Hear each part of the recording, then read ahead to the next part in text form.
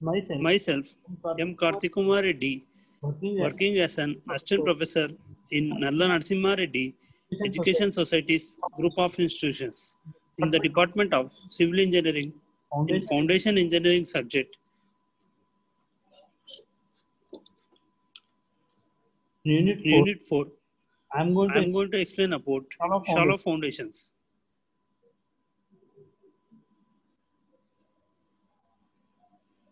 As you know that all the engineering structures, all the civil engineering structures are supported by soil. All the civil engineering structures are supported by soil and rock, and they will not either float on the particular layer depending upon the bearing capacity. So you'll find that in all these cases of the civil engineering structures, like dams, buildings, and multi-story buildings. All the civil engineering structures like dams, buildings, and multi-story buildings, literally, and all types of civil engineering structures, whatever it may be either road, railway, or embankment, or any other construction. They are supported by a proper foundation. Now, when we say proper foundation means it is the lower part of a superstructure. Foundation means it is the lower part of a superstructure and which normally exists below the earth surface. Now it refers to the material whose behavior on the civil engineer as analyzed in order to find the bearing capacity and economical support to the structure.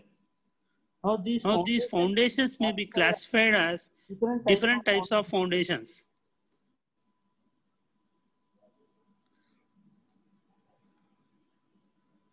Different types of foundations, and these foundations, as we know that they are below the earth surface. Then they are out of. So although out of sight, the foundation is more important before going for any construction, because if it is deficient in design or construction, the entire building or the superstructure will be at risk. And you can take that Leaning Tower of Pisa in the Italy as an example for this particular case. As the foundation is not good, the tower has been in a bending position. Now, before going to discuss about the shallow foundations,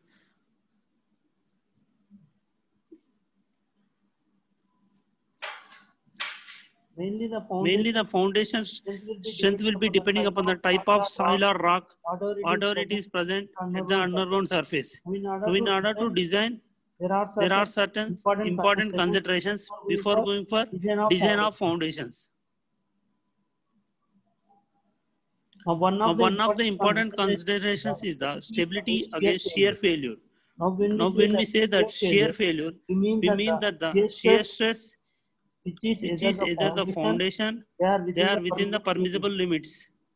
So they are related to the shear strength of the soil. And another important criteria is that the foundation must not settle beyond tolerable limits to damage the structure. Now for different types of structures and for different types of soils, there are various permissible limits suggested by Indian Standard Code books, and these limits are based on the performance of the structure. Let us say if a structure is satisfying more than a permissible value, then it may impart within the functioning of the structure. Like in the case, let us say buildings. It supposes building foundation is resting on clay, and if the settlement of the particular foundation is more than 75 mm, or it may be 100 mm, depending upon the type of soil and the bearing capacity of soil. And if you do that, settlement may be increased depending upon the type of soil. And settlement also will be leading to the possibility of a cracking in the superstructure area. And likewise, there may be other inconvenience to the structures. So this must not be settled or tolerable limit. And all these limits will be given in the different highest courses. Then we'll go to the further subject. Now there are different types of foundations may be considered. Different types of foundation may be considered depending on the nature of subsoil strata and the type of superstructure. Foundations may be considered depending upon the nature of subsoil strata and the type of superstructure.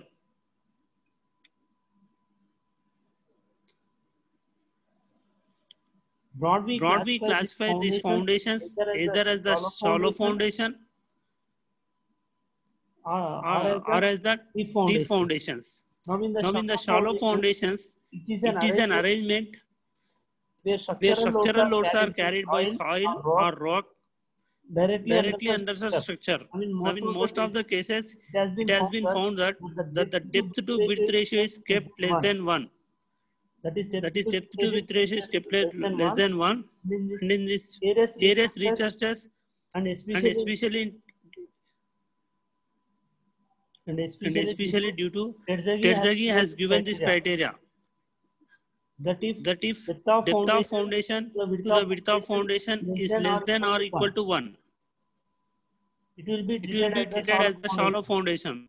Now in the case of shallow foundations, there are many other types, and some of them are like spread footing or mat foundation or the rock foundation. Now it is spread footing, continuous footing, rectangular footings or combined footings. All this come in the category as long as the depth by width ratio is less than or equal to 1.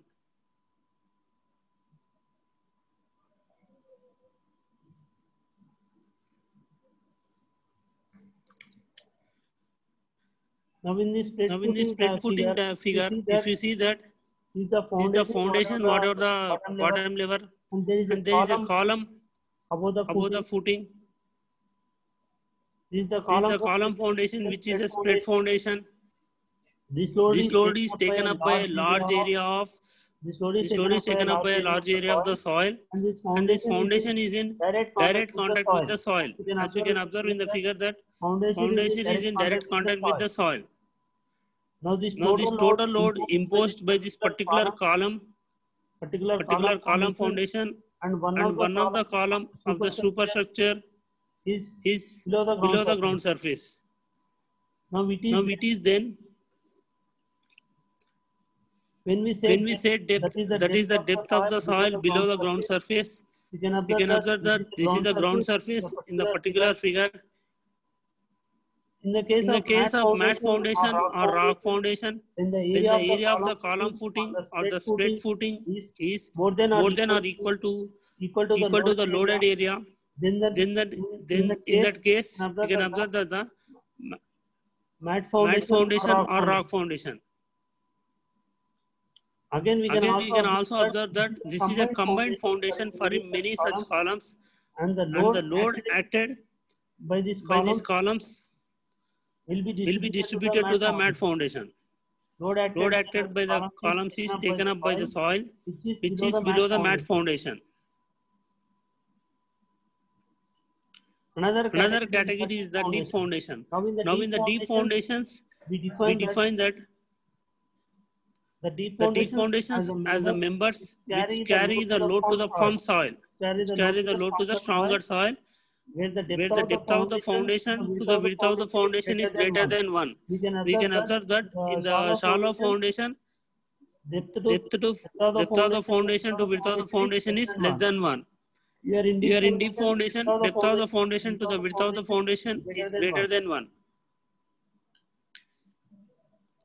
Normally we can observe that normally in the pile foundations and the drill shaft foundations, well foundations and foundations for bridge piers, which will be coming into this category, that is like deep foundation. Now this is one of the deep foundation in We which have we have different piles and our pile raft. pile raft. Now here Pile raft. Over here we can observe at the top we have put the put the pile raft. Although it is shown in the ground surface, but in most of the cases that this pile raft is below the ground surface. Now in this particular case, you can see that these are the structural members which are called piles. Piles of maybe of different material.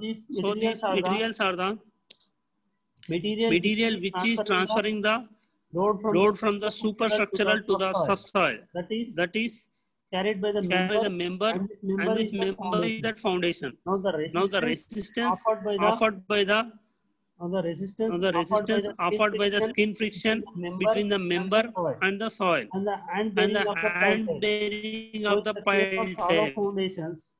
So in the case of shallow foundations, Like in this case, the complete load is resisted by the at the bearing level. In the case of pile foundation, whereas in the case of pile foundation, it is resisted by the hand bearing as well as the friction could be in the soil and the member. In this we can observe that how the load is distributed in the drilled shaft foundation. Another example in this case is the drilled shaft foundation. It will be useful for the construction of bridge pier and for other structures.